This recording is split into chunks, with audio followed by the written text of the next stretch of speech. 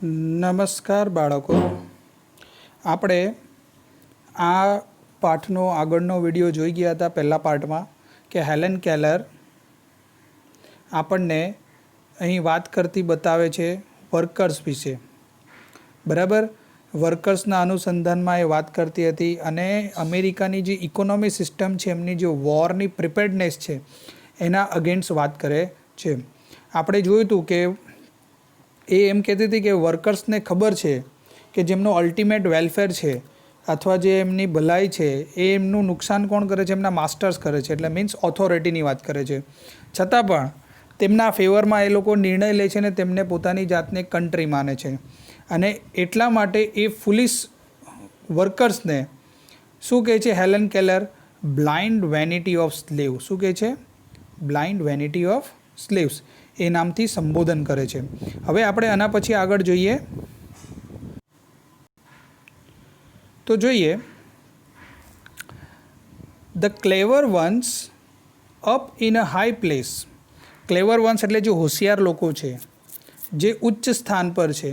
નો, એમને ખબર છે how childish and silly workers are, કે આ વર્કર્સ લોકો કેટલા ચાઇલ્ડિશ છે, બાળબુદ્ધિવાળા છે અને સિલી છે. બરાબર. પછી કહે છે they know that if the government dresses them up in a khaki and give them a rifle and starts them off with a band and waving banners, they will go forth, fight valiantly for their own enemies. તેમને ખબર છે કે જો એ લોકોને ખાખી uniform આપે, તે લોકોને એટલે કયા લોકોને? જે ક્લેવર વન્સ લોકો છે, જે હાઈ પ્લેસીસ ધરાવે છે. એમને ખબર છે કે જો તેમને ખાખી યુનિફોર્મ આપી દે ને રાઇફલ આપી દે અને જેમને ઝાઝાકાન પતાકા સાથે જેમનું શું કરે, સ્વાગત કરે, એટલે એમની રેલી કાઢી નાખે, તો એ લોકો વેલિયન્ટલી એટલે બહાદુરીપૂર્વક તેમના દુશ્મનો સાથે લડવા માટે તૈયાર થઈ જાય. બરાબર. ત્યાર પછી એવું કહે છે દે આર ટોટ, તેમને એવું કહેવાય છે brave men die for the country's honour. બહાદુર માણસો તેમના દેશ માટે મરે છે. What a price to pay for a vague idea that lives of millions of young men and other millions crippled and billion for life, blinded for life, existence made terrible for still more millions of human beings. The achievement of legacy of generation swept, આખી swept થઈ જાય છે. આનો પાછી sentence આપણે આગળથી જોઈએ. એક મિનિટ ફરીથી થોડુંક ઊંચું કરીને તો દેખાય આખું સેન્ટેન્સ આપણને. They are taught that brave men die for their country's honour. તેમને એવું શીખવામાં આવે છે કે બહાદુર માણસ, બરાબર, તેમના દેશ માટે લડે છે. What a price to pay for a વેગ આઈડિયા. બકવાસ આઈડિયા માટે આ કેવું મહાન બલિદાન આપવું પડે છે. કેવું બલિદાન? The lives of millions of young men, જેમાં અસંખ્ય લોકોના જીવન હોમાઈ જાય છે. Other millions crippled and blinded for life, અને બીજા લાખો લોકો ક્રિપલ્ડ થઈ જાય. ક્રિપલ્ડ થઈ જવું એટલે હેન્ડીકેપ થઈ જવું, હેન્ડીકેપ થઈ જાય છે અથવા અંધ થઈ જાય છે. Existence made horrible for still more millions of human beings, અને બીજા કેટલાક લાખો માટે તો એમનું અસ્તિત્વ જોખમમાં આવી જાય છે કે તેઓ જીવતા રહેશે કે નહીં. And the legacy, the achievement of legacy of generation, જે જનરેશનની લિગેસી છે, એમની જે સિદ્ધિ છે, એ એક જ ક્ષણમાં શું થઈ જશે? સ્વેપ્ટ થઈ જશે. ઇન અ મોમેન્ટ, એક જ ક્ષણમાં. And nobody better off for all the misery. અને આનાથી બીજું કંઈ સારું કંઈ છે જ નહીં, અને કોઈ સારો જ નથી આનાથી બીજું છે. એટલે શું કહેવાય? આ તો સારું કહેવાય. તમે બહાદુર માણસ એટલે કે તમે દેશ માટે મરો એ તો બહુ સારી વાત કહેવાય. તો અહીંયા હેલેન કેલર કહે છે કે આ વેગ આઈડિયા છે. કેમ? તમે તમારી લાઈફને ખતરામાં મૂકો છો. બરાબર. તમારા જેવા કેટલા લોકો આ યુદ્ધમાં મરે છે, કેટલા લાખો લોકો ક્રિપલ્ડ થઈ જાય છે, બ્લાઇન્ડ થઈ જાય છે, કેટલાક લોકોનું જે એક્ઝિસ્ટન્સ છે હોરિબલી રીતે પ્રશ્નચિહ્ન આવી જાય છે કે શું થશે એમનું. આખી લિગેસી સ્વેપ્ટ થઈ જાય અને તમે એને કહો છો કેવું છે? Honour for the country. Country's honour છે? આવું તો કેવું ઓનર? તો and nobody better off for all the miseries. અને આનાથી વધુ તો દુઃખ માટેનું કોઈ કારણ હોતું જ નથી. આનાથી બધાને દુઃખ જ મળે છે ને, કંઈ સુખ થોડી મળવાનું છે. This terrible sacrifice would be comprehensible. અને આ જે સેક્રિફાઈસ છે ત્યારે કોમ્પ્રિહેન્સિબલનો અહીંયા અર્થ શું કહેવામાં કે અર્થ નીકળતો હોય તેવું, એટલે એના માટે યોગ્ય સાબિત થાય. બરાબર, એ ત્યારે જ તમારા માટે મહત્ત્વનું કે તમારા માટે યોગ્ય કહેવાય. If thing you die for, તમે જેના માટે મરો છો, એન્ડ કોલ કન્ટ્રી, જેને તમે દેશ કહો છો, એ શું કરે? ફેડ, ખવડાવે, ક્લોથ, કપડાં આપે, હાઉસ, ઘર આપે, એન્ડ વોર્મ યુ, તમને હૂફ આપે, and educated your and cherish your children, તમારા બાળકોને ભણતર આપે અને ઉત્સાહ પૂરો પાડે, એવા હોવા જોઈએ. ને આવું જો સરકાર કરતી હોય, તમે જેને કન્ટ્રી કહેતા છો, તો એના માટે તમારું ચૂકવેલું એ બલિદાન કેવું કહેવાય? કોમ્પ્રિહેન્સિબલ કહેવાય. પછી કહે છે, I think the workers are the most unselfish of the children of men. મને એવું લાગે છે કે માણસના જો નિસ્વાર્થ સંતાનો કોઈ હોય તો આ વર્કર્સ છે. કેમ? તે કહે છે, they toil and live and die for the country and other people. તે લોકો જીવે છે, મરે છે, કામ કરે છે. કોના લોકો માટે? તો બીજા લોકો માટે. અધર પીપલ્સ કોન્ટિનેન્ટ, બીજા ખંડના લોકો માટે. અધર પીપલ્સ લિબર્ટી, બીજા લોકોની સ્વતંત્રતા માટે. And the other people's happiness, અને બીજાના લોકોની ખુશી માટે. The workers have no liberties on their own. એ કામદારોને પોતાની કોઈ સ્વતંત્રતા હોતી નથી. They are not free when they are compelled to work 12 or 10 hours or 8 hours a day.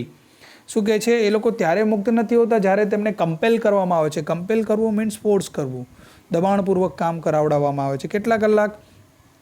10 થી 12 કલાક.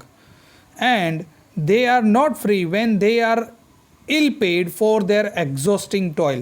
અને તેઓ ત્યારે પણ ફ્રી નથી હોતા જ્યારે તેમને તેમના એક્ઝોસ્ટિંગ ટોઇલ, એટલે જે થાકી ગયેલા પરિશ્રમ, એટલે બહુ મહેનત કરીને જે પરિશ્રમ કરેલો છે એનાથી એમને કેવું પે કરે છે? ઇલ પે. ઇલ એટલે ખરાબ વેતન આપવું, એટલે કે પૂરતું વળતર આપવું નહીં.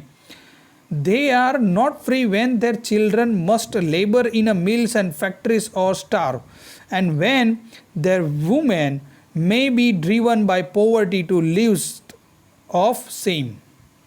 બરાબર, તો અહીંયા એવું કહે છે કે હવે માની લો કે તેમને ઇલ પે કરવામાં આવે તો એમના સંતાનોને અને એમની વાઇફ્સે શું કરવું પડે છે? કામ કરવું પડે છે. બરાબર, એવી ખરાબ પરિસ્થિતિમાં રહેવું પડે છે. અને આવી પરિસ્થિતિમાં જેવું જાય તો એમનું એજ્યુકેશન ના મળે, કશું ના મળે, એમને પૂરતું ઘર ચલાવવા માટે બધું કામ કરવું પડે. અને સ્ત્રીઓને તો કેટલીક જગ્યાએ શર્મિંદગીભર્યું જીવન પણ જીવવું પડે છે. તો એ લોકો ત્યારે પણ ફ્રી નથી હોતા. પછી કહે છે, દે આર નોટ ફ્રી, તેઓ ત્યારે પણ ફ્રી નથી. વેન દે આર ક્લબ્ડ એન્ડ ઇમ્પ્રિઝન્ડ, તેઓ ત્યારે પણ ફ્રી નથી જ્યારે તેઓ ભેગા કરીને તેમને જેલમાં પૂરી દેવામાં આવે છે. બિકોઝ કેમ? કારણ કે દે ગો ઓન સ્ટ્રાઇક, કારણ કે તેઓ હડતાળ પર જાય છે. For a raise of wages and for the basic justice that is their right as a human being. તે તેમનો એક મૂળભૂત અધિકાર છે એક હ્યુમન બિંગનો કે એ લોકો પગાર વધારવા માટે સ્ટ્રાઇક કરી શકે છે, હડતાલ કરી શકે છે. તો એ સ્ટ્રાઇક કરવાના લીધે એ લોકોને શું કરવામાં આવે છે? જેલના અંદર ઇમ્પ્રિઝન કરી દેવામાં આવે છે, પૂરી દેવામાં આવે છે. એ લોકો ત્યારે પણ ફ્રી નથી. એટલે કે તેઓ આંદોલન પણ નથી કરી શકતા, કંઈ નથી કરી શકતા. 12 કલાક કામ કરવાનું, તો એ પૂરતું વળતર ના મળે. એના માટે તેમના બાળકોને બાળમજૂરી કરવી પડે, ફેક્ટરીમાં કામ કરવું પડે. ઇવન તેમ સ્ત્રીઓને પણ કામ કરવું પડે, જે શર્મિંદગી ભર્યું જીવન છે એમના માટે. પછી બીજું શું કહે છે? We are not free unless men who frame and execute the law represent the interest of the lives of the people and no other interest. શું કહે છે કે આપણે ત્યાં સુધી ફ્રી નથી જ્યાં સુધી જે રૂલ્સ બનાવે છે, કાયદાઓ બનાવે છે અને એક્ઝિક્યુટ કરે છે. એક્ઝિક્યુટ કરવું એટલે અમલમાં મૂકવું. એ એક જ વસ્તુ વિચારશે. કઈ વસ્તુ? જેનો ઇન્ટરેસ્ટ શું છે? લાઇવ્સ ઓફ ધ પીપલ, લોકોનું જીવન. And no other interest. એ લોકોને જ જોતો હોય છે કે આ મોટો માણસ છે, નાનો માણસ છે, ચલો એટલે મોટા માણસને લઈ લો, નાના માણસને કાઢી નાખો. આ એક જ ઇન્ટરેસ્ટ રાખશે તો ત્યાં સુધી આપણે મુક્ત નથી. એન્ડ નો અધર ઇન્ટરેસ્ટ, બીજો કોઈ બી રસ જ નહીં રાખતો. The ballot does not make a free man out of wage slave. કે તમે જે બેલેટ આપો છો, બેલેટ આપો એટલે વોટ આપો કહેવાય એક પ્રકારનો. તમે વોટિંગ કરો છો તો ઇટ ડઝન્ટ મીન ધેટ કે you are free to vote and you just elected those person, કે તમે તેને ઇલેક્ટ કરેલો છે. તમે તમારા બેલેટ આપવાથી કંઈ તમે સ્વતંત્ર નથી થઈ જતા. And that doesn't mean you are a free man. બરાબર, if you have given any ballot to someone, તમે કોઈને બેલેટ આપ્યો તો એનો અર્થ એવું નથી કે તમે સ્વતંત્ર છો. કારણ કે એ પણ આપણે કેવી રીતે આપીએ છીએ, બરાબર, attract to the scheme of that, એમની સ્કીમથી એટ્રેક્ટ થઈને આપીએ છીએ. તો ઇન અધર વર્ડ્સ, બીજા શબ્દમાં એને શું કહેવાય, we are slave of them. આપણે શું છીએ, એમના સ્લેવ છીએ. આપણે કે આપણે અહીંયા બી જોઈએ ને, ઇલેક્શન થાય ત્યારે અમુક વાર જોવા મળે 300 રૂપિયા આપે અને તમે આમાં ચિહ્નમાં તમે કે અહીંયા સિક્કો માર લેજો, બરાબર, અહીંયા તમે વોટ આપી દેજો અને વોટ આપી દેજો, આવું કહેતા હોય છે. બરાબર, તો આવું કરનારા લોકો જાતે કરીને જ શું છે, એક પ્રકારના ગુલામી સ્વીકારી લીધી એમની. બરાબર, તો અહીંયા આપણને એ જ કહે છે કે તમે મતદાન કરો છો તો એ કે તમને સ્વતંત્ર બનાવતો નથી. પછી કહે છે there has never existed a truly free and democratic nation in the world. Henal કેલરનું માનવું એવું છે કે વિશ્વમાં ક્યારેય પણ ડેમોક્રેટિક નેશન તો હતો જ નહીં. કેમ? ડેમોક્રેસી કોના માટે હોય? પીપલ માટે હોય. અને અહીંયા તો પીપલનું કોઈ શેક દેખાતું જ નથી. બરાબર, કેમ એવું કહે છે જોઈએ. શું કહે છે? From time ઇમમેમોરિયલ. ઇમમેમોરિયલ એટલે જ્યાં સુધી યાદ નથી આવતું ત્યાં સુધી તમે જીયા જ કરો, જેટલું યાદ આવે ત્યાં સુધી. Men have followed with blindly loyalty the strong men who had the power of money and of armies. કે સદીઓથી તમે જોઈ લેજો કે માણસો હંમેશા બ્લાઇન્ડલી, અંધત્વ રીતે, વફાદારીપૂર્વક એને ફોલો કરતા આવ્યો છે, જે કેવો છે, પાવરફુલ છે ઇન મની એન્ડ આર્મીસ. સ્ટ્રેન્થની દ્રષ્ટિએ અને મનીની દ્રષ્ટિએ જે પાવરફુલ છે ને એને જ આપણે ફોલો કરતા આવ્યા છે. Even while battlefields were piled high with their own dead. હકીકતમાં તો શું કહે કે તેમના પોતાના જ લોકોની, મરેલા લોકોના ઢગલાથી એ લોકો ઉપર આવેલા છે. બરાબર, પોતાના લોકોને જ મારીને એ લોકો ઉપર આવેલા છે. પછી કહે છે and they have tilled the land of the rulers and have been robbed of fruits of their labor. તે લોકોએ શું કરેલું છે? ત્યાંના લોકોએ ટિલ્ડ કર્યું એમની લેન્ડ્સને, એટલે કે એમની જમીનને ફળદ્રુપ બનાવીને પાકને ઉગાડ્યું. અને ત્યાંના રૂલર્સોએ શું કર્યું? રોબ્ડ ધ ફ્રૂટ્સ, એમનો પાકને લઈ લીધો. And they have built palaces, pyramids, temples, cathedrals that held no real shrine of liberty. તો આ લોકોએ એન્શિયન્ટ સિવિલાઇઝેશનને બી નથી છોડી. હેલન કેલર શું કે એન્શિયન્ટ સિવિલાઇઝેશનમાં બહુ બધું બતાવેલું છે સિવિલાઇઝેશન. તો એ લોકોએ પોતાના લોકોના મરણ પર, એટલે કે મૃતદેહ પર જ બધું ઊભું કરેલું છે. જે લોકોએ, જે વર્કર્સ છે, એમણે ખેતી કરી, કામ કર્યું, લેબર કર્યું, ટિલ્ડ કર્યું, એ લોકોને જ લૂંટી લીધા છે. અને પછી મોટી મોટી ઇમારતો ભેગી કરી દીધી છે. શું બનાવ્યા? તો પિરામિડ્સ બનાવ્યા, ટેમ્પલ્સ બનાવ્યા, કેથેડ્રલ્સ બનાવ્યા. બરાબર, પણ એ બધું બનાવેલું છે, એમાં શું નથી જોવા મળતું? Real શ્રાઇન of liberty. શ્રાઇન એટલે કે મૂર્તિ. પણ એ એક પણ આઝાદીની મૂર્તિનું નિશાન નથી, સ્વતંત્રતાની મૂર્તિ ખરેખર એમાં દેખાતી નથી. પછી કહે છે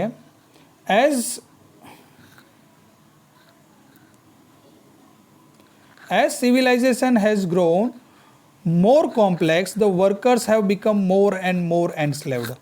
જેમ જેમ કામદારો, શું કહેते આપણે સિવિલાઇઝેશન એટલે કે સંસ્કૃતિ જેમ જેમ વધુ ને વધુ જટિલ થતી ગઈ, ત્યારે વર્કર્સ બી શું થવા માંડ્યા? મોર એન્ડ મોર કોમ્પ્લેક્સ. એટલે જેમ ટાઈમ પસાર થવા માંડ્યો ને, તો પહેલાં તો સ્લેવ હતા જ, પણ પછીના ટાઈમમાં વધુ સ્લેવ થઈ ગયા, બહુ વધારે પડતા જ ગુલામ થઈ ગયા. Until today they are little more than a parts of the machine they operate. અત્યારે એ મશીનના પાર્ટથી વધારે કંઈ છે જ નહીં જેને લોકો ગવર્મેન્ટ ઓપરેટ કરે છે. Daily, they face dangers of railroad, bridge, skyscrapers, freight trains, stockholds, stockyard, and training at the docks, on the railroads and underground and on the seas. અત્યારે બી તેમણે અસંખ્ય ડેન્જર્સનો સામનો કરવો પડે છે. તો કયા કયા ડેન્જરનો સામનો કરવો પડે છે? તો કે છે રેલ રોડ પર, બ્રિજીસ પર, સ્કાય ક્રેપર્સ એટલે મોટી મોટી ઇમારતો પર, ફ્રેટ ટ્રેનનો અંદર જે કામ કરવાનું હોય, લોડ કરવાનું અને ખાલી કરવાનું હોય, સ્ટોક હોલ્ડ જે સ્ટોક હોલ્ડમાં કામ કરવાનું હોય, ભરવાનું હોય, સ્ટોક યાર્ડ, બરાબર. સ્ટોક યાર્ડ એટલે બોઇલર હોય ને મોટા મોટા, જેના પર આપણે બનાવતા પ્રોડક્શન કરતા હોય, એ બોઇલરના અંદર કામ કરવાનું. ટ્રેનિંગ એટ ધ ડોક્સ, પછી હોડીઓ પર કામ કરવાનું. ડોક્સ એટલે આપણે હોડી, બંદર એમ કરી દો ને, બંદર જેવું. ઓન ધ રેલ રોડ પર, અંડરગ્રાઉન્ડ, આવી બધી જગ્યા પર કામ કરવાનું. ઓન ધ સીઝ, અને આમાં બધા ખતરાનો સામનો કરવો પડે છે એમને. છતાં પણ હજી પણ એ ગુલામીથી વધારે કંઈ જ નથી, ગુલામથી વધારે. દે મૂવ ધ ટ્રાફિક પાસ, તેઓ ટ્રાફિકને પાસ કરે છે. ફ્રોમ લેન્ડ ટુ લેન્ડ, એક જગ્યાએથી બીજી જગ્યાએ. The precious commodities they make possible for us to live, અને તે મૂલ્યવાન, પ્રિસિયસ એટલે મૂલ્યવાન, કમોડિટીઝ એટલે જે રોજબરોજમાં વપરાતી આપણી જે ચીજો છે, વસ્તુઓ છે, એમને પાસ કરે છે, ટ્રાફિકને થ્રુ પાસ કરે છે અને આપણા સુધી પહોંચાડે છે. એન્ડ એના માટે એમને વળતર શું મળે છે? And what is there reward, તેમનું વળતર શું? અ સ્કેન્ટી વેજ, તુચ્છ રકમ, ઓફન પોવર્ટી, વારંવાર મળી ગરીબી, રેન્ટ્સ, ભાડા, ટેક્સીસ ટ્રિબ્યુટ્સ એટલે કે આપણે શ્રદ્ધાંજલિ આપતા એમને ટેક્સીસ આપવાની. કે માની લો કે આપણે જેવું કરે ને, અત્યારે કોરોના મહામારી છે, તો અમુક રાષ્ટ્રમાં કેવું ભાઈ કોરોના, અત્યારે લોકશાહી હોય ત્યાં થોડુંક અલગ છે આપણા અહીંયા, પણ લોકો શું કરે કે નોકરી કરતા હોય ને તો એમનો પગાર કમ્પલસરી કાપી લે. કોરોના મહામારીના હિસાબે તમારો બધાનો અડધો પગાર હોય કપાવવામાં આવશે, બરાબર. તો એ પગાર કોરોના મહામારીમાં ગયો, આવી રીતે એ લોકો કાપી લે. એને તમારું કહેવાય રેન્ટ્સ, ટેક્સીસ, ટ્રિબ્યુટ્સમાં જતો રહ્યો. પછી વોર કમ્પેન્સેશન, હવે માની લો કે ચાઇના અને ભારતનું યુદ્ધ થાય, બરાબર, તો અમુક ગવર્મેન્ટો કેવી હોય કે કમ્પેન્સેશન, વળતર માટે બધા લોકોને શું કરે, બધા લોકો પાસેથી એમનું જે વળતર હોય, માથાદીઠ આવક હોય, એ ઘટાડી દે એમની, અને એ લોકો પોતાનામાં લઈ લે. એટલે દાખલા તરીકે બધા કર્મચારીઓમાંથી 1,000 કાપી લેવાના કમ્પલસરી, તો એ લોકો વોર કમ્પેન્સેશન કરીને લઈ લે. આવું કરે તો એ શું છે, એ એમની મોનોપોલી છે, એક પ્રકારની એવી એમની સ્ટ્રેટેજી છે, એમનું બજેટ શું થાય, પૈસા ઓછા થાય. પણ આવું કરવાથી શોષણ કોનું થાય છે? વર્કર્સનું. જે વેલફેર છે વર્કર્સનું, એ તો જળવાતું નથી. હવે માની લો કે અત્યારે વર્કર્સ એક મહિનામાં 5,000 કમાતો હોય કે 10,000 રૂપિયા કમાતો હોય, અને એમાં એ લોકો અમુક રૂપિયા કાપી લે, તો પછી પેલાને આખો મહિનો કમાવાનું કેમક? હવે માની લો કે અહીંયા અમારો પગાર ભાઈ 12,000 રૂપિયા છે, બરાબર, અને 12,000માં એ લોકો કહે કે 50% પગાર અમને આપશું, તો 50% પગારમાં કેટલો થાય? 6,000. તો હવે 6,000માં કેવી રીતે કાપવાનું? ને એમાંય પાછા પૈસા કાપે 10%. તો મળે કેટલું માણસને? કમાય કેટલું?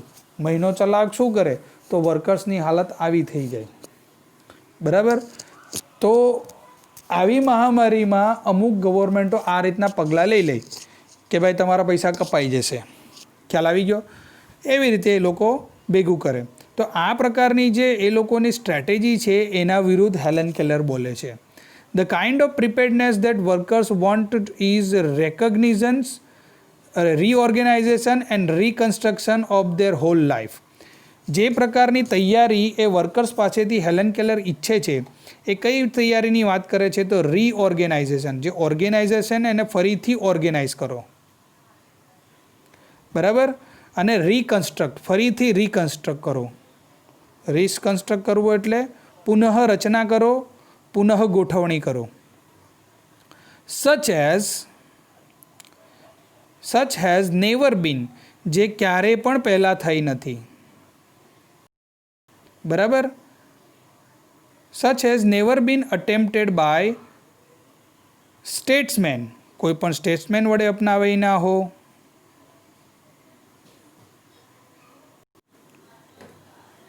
કોઈ પણ સ્ટેટ્સમેન વડે અપનાવાઈ ના હો, ઓર ગવર્મેન્ટ્સ, કે કોઈ ગવર્મેન્ટ વડે અપનાવાઈ ના હો. પછી અહીંયા એક એક્ઝામ્પલ આપે છે. The German founds out years ago, વર્ષો પહેલાં જર્મન્સને ખબર પડી ગઈ હતી that they could not raise good soldiers in a slums. તેમને આવી ઝોપડપટ્ટીમાંથી સારા સૈનિકો મળવાના નથી. સો they abolished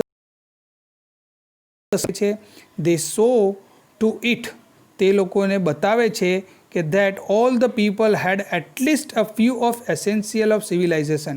તેમણે જોયું કે તેમના જીવનમાં એસેન્શિયલ સિવિલાઇઝેશનવાળી વસ્તુ મળે, એટલે કે એ લોકો સુસંસ્કૃત થાય, બરાબર, એટલી પૂરતી વસ્તુઓ તેમને ઓછામાં ઓછી મળે, એટલે કે દૂધ, કપડાં, કામ, બધું એટલીસ્ટ, અને એજ્યુકેશન એ થોડું મળે.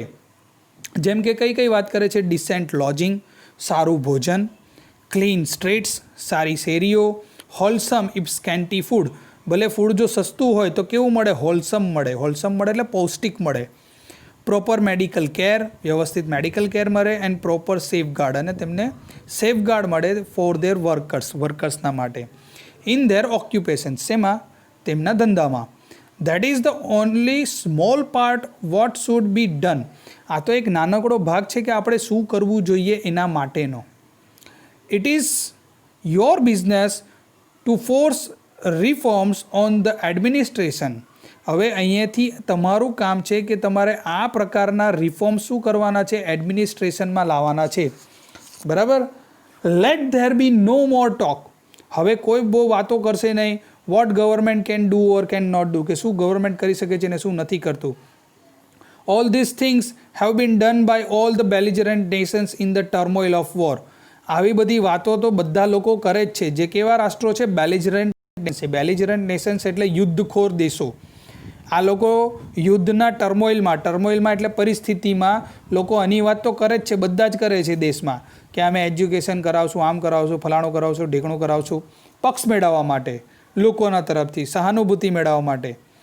પણ આપણે આ રેગ્યુલર લાઈફમાં પણ કરવાનું છે. એડમિનિસ્ટ્રેશનમાં સુધાર લાવવાનો છે આવું કામ કરીને.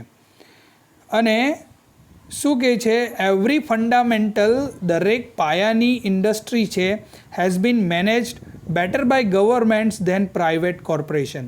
અને પ્રાઇવેટ કોર્પોરેશન કરતાં ગવર્મેન્ટ કોર્પોરેશન વ્યવસ્થિત રીતે કામ કરે છે બધી ઇન્ડસ્ટ્રીઓઝમાં. તો ગવર્મેન્ટના ખિલાફ આંગળી ચીંધવાનું બંધ કરો, ખાલી તમારે સુધાર આવવો જોઈએ એ જોવાનું છે. તો અહીંયા શું કહે છે? એઝ અ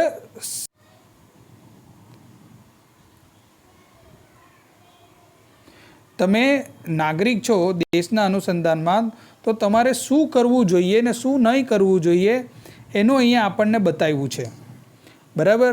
કે શું બતાવ્યું છે? કે ઇન્ડસ્ટ્રીમાં ફંડામેન્ટલ ચેન્જ લાવવાનો. આપણે જર્મનનું એક ઉદાહરણ આપ્યું કે જર્મનીમાં એ લોકોએ સ્લમ નાબૂદ કરી, તો એ શું કરવા માટે? પર્પઝ શું હતો? એક સારો એક ભાગ છે, પણ આ એક આખી વસ્તુ નથી બતાવી, પણ એક ભાગ છે જેમાં લોકોએ ધ્યાન રાખવાનું છે. પછી આવી બધા જ ફિલ્ડમાં આ પ્રકારનું કામ થવું જોઈએ એવું હેલન કેલર ઈચ્છે છે. It is your duty two insist upon steel more radical measures. હવે આપણી ડ્યુટી છે કે આપણે આને લાદવાનું છે વધારે પ્રમાણમાં ને લાવવાનું છે, આટલા પ્રમાણમાં નહીં. It is your business to see that no child is employed in industrial establishment or mine or store.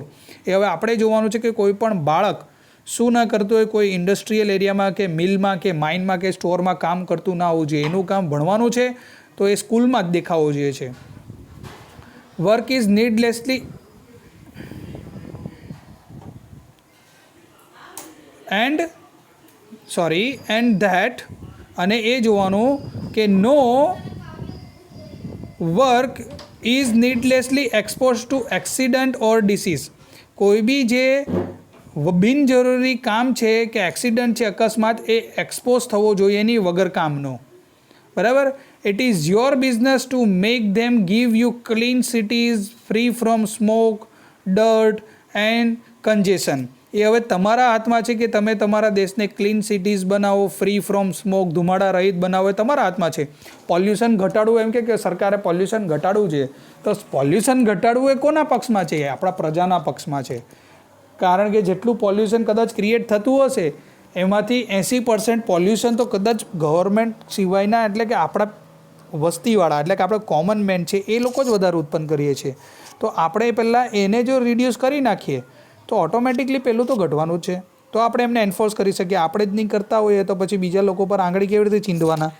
તો આપણે જોવાનું છે કે આવા પ્રકારની સિટીને ક્લીન રાખવાની છે કે કેવું કરવાનું છે. કન્જેશન એટલે કે ખીચડો હોય, કન્જેશન એટલે ખીચડા જેવું એકદમ ધક્કામ ધુક્કી થાય એવું, કે એનાથી મુક્ત કરવું છે. It is your business. હવે એ તમારો બિઝનેસ છે to make them pay you a living wage. એ હવે તમારો બિઝનેસ છે કે તમારે શું કરવાનું છે કે તેને લિવિંગ વેજ મળે, એટલે કે મસ્ત એનું જે કહેવાનો અર્થ એવો છે કે એને જે પૈસા મળે છે, વળતર મળે છે, એ લિવિંગ હોય, વાઇબ્રન્ટ હોય, તેને અસર કરે એવું હોય. It is your business to see that this kind of preparedness is carried in all the branches, કે આવા પ્રકારની તૈયારીઓ બધી જ બ્રાન્ચીસમાં થવી જોઈએ. In every department of the nation, રાષ્ટ્રના બધા જ ડિપાર્ટમેન્ટમાં થવું જોઈએ. Until everyone has a chance to be well born, well nourished, rightly educated, intelligent and serviceable to the country at all times. અને આ ક્યાં સુધી વળગી રહેવાનો છે કે જ્યાં સુધી દરેક બાળક વ્યવસ્થિત રીતે જન્મતું ના થઈ જાય, સારું રીતે એને નોરિસ્ડ ના મળે, એને પૂરતું પોષણ, સરખું પોષણવાળું મળતું ના થઈ જાય, એને એજ્યુકેશન મળતું હક ના થઈ જાય, એને હકનું ભણતર મળતું ના થઈ જાય, એ ઇન્ટેલિજન્ટ ના થઈ જાય, એ સર્વિસેબલ ના થઈ જાય એના કન્ટ્રી માટે, ત્યાં સુધી આ બધી વ્યવસ્થા તમારે જ જોવાની છે. એટલે દેશમાં જ્યાં સુધી જે બી બાળક જન્મે એ એકદમ સારું રીતે જન્મે એવું ના થઈ જાય, બરાબર. વેલ નરિસ્ડ, એને પૂરતું પોષણ મળતું થઈ જાય, દરેક બાળકને એનો ભણતરનો હક મળતો થઈ જાય, ઇન્ટેલિજન્ટ બનતું થઈ જાય, દેશ માટે કંઈ કરવા માટે થઈ જાય, એવો થઈ જાય, ત્યાં સુધી આપણે આ બધું ચાલુ રાખવાનું છે. એ આપણા લોકોનું કામ છે કે આપણે એની જાગૃતિ રાખવાની છે. સ્ટ્રાઇક અગેન્સ્ટ ઓલ ઓર્ડિનન્સીસ, એ બધા જ ઓર્ડિનન્સીસ એટલે નિયમોના અને કાયદાઓના વિરુદ્ધ હડતાળ કરો. That continues the slaughter of piece, કે જેઓ શેનું કતલ કરે છે? શાંતિનું કતલ કરે છે. ધ ક્રુએલ્ટી ઓફ વોર, અને જે આ ક્રુએલ્ટી ઓફ વોર છે એનું કતલ કરી નાખો, બરાબર. જે નિર્દયતા છે યુદ્ધની, એને તમે સ્લોટર કરી નાખો, કાપી નાખો. જે પીસને શું કરે છે? કાપી નાખે છે. તે એવા યુદ્ધખોર રાષ્ટ્રો વિરુદ્ધ તમે શું કરો? હડતાળ કરો. એવી નીતિ વિરુદ્ધ તમે શું કરો? એવા કાયદા વિરુદ્ધ, એના વિરુદ્ધ, નિયમો વિરુદ્ધ તમે શું કરો? હડતાળ કરો. Strike against war, for without you no battlefields can be fought. તમે એના વિરુદ્ધ લડત કરો કે કારણ કે તમારા પોતાને વિશે જોઈને હડતાલ કરો. એટલે શું કહે છે? કારણ કે વર્કર્સ અને જે સોલ્જર્સ જે બધા હોય છે એનાથી જ યુદ્ધ લડાય છે. If you are not there, જો તમે ત્યાં નથી તો how the battles can be fought, તો બેટલ્સ કેવી રીતે લડાશે? એટલે આપણા પર જ છે. એટલે એમ કહે છે કે આપણા વગર યુદ્ધ લડાવવાનું નથી. એટલા માટે આપણે જ નક્કી કરવાનું કે યુદ્ધ આપણે જોઈતું નથી, તો કોઈ પણ રાષ્ટ્રના લોકો યુદ્ધની તરફેણમાં રહે નહીં. પછી કહે છે strike against war, for without no battlefields can be fought. Strike against manufacturing scrap and gases and bombs and all the other tools of murder, કે જે મર્ડરના ટૂલ્સ છે ને એના બધા વિરુદ્ધ જેનું મેન્યુફેક્ચરિંગ બંધ કરાવી દો, એના વિરુદ્ધ હડતાળ કરી દો. જે ગેસીસ, સ્ક્રેપ વસ્તુ બનાવે છે, બોમ્બ બનાવે છે, અધર ટૂલ્સ બનાવે છે જેનું લોકોના કતલ થાય છે, બરાબર, તો એના વિરુદ્ધ બી હડતાળ કરો. And against the preparedness that means death and misery, અને એવી તૈયારીઓ વિરુદ્ધ હડતાળ કરો કે જેનો મતલબ થાય છે શું થાય છે? મૃત્યુ અને ગરીબી. એના વિરુદ્ધ હડતાળ કરો. Two million of human beings, લાખો લોકોના માટે, એટલે કે યુદ્ધ. બી નોટ ડમ્બ, મૂંગા નહીં બનો. ઓબિડિયન્ટ, આજ્ઞાનકીત નહીં બનો, પણ આજ્ઞાનકીત શું? ગુલામ. ઇન ધ આર્મી ઓફ ડિસ્ટ્રક્શન્સ, કે વિનાશકારી સેનાના મૂંગા અને આજ્ઞાનકીત સેવક ના બનો. શું કહે છે? Be heroes in army of construction, તમે રચનાત્મક આર્મીના હીરો બનો. એટલે વિચારીને કામ કરતા શીખો. આજ્ઞાનકીત મૂંગા ના બનો કે પેલો બોલે કે પેલાને મારી દે એટલે મારી આવવાનું, એમ એવું બનવાનું ના પડે છે. આપણે શું બનવાનું છે કે કન્સ્ટ્રક્ટિવ રચના ધરાવતો હોવો જોઈએ, કન્સ્ટ્રક્ટિવ વિચારસરણી હોવી જોઈએ, રચનાત્મક પાસા આપણા જીવનમાં હોવા જોઈએ, ના કે ડિસ્ટ્રક્ટિવ, વિનાશકારી હોવા જોઈએ નહીં. તો આશા રાખું છું તમને આ પાઠ સમજાઈ ગયો હશે. બરાબર. જો વિડીયો ગમે તો લાઈક કરજો અને શેર કરજો. Thank you.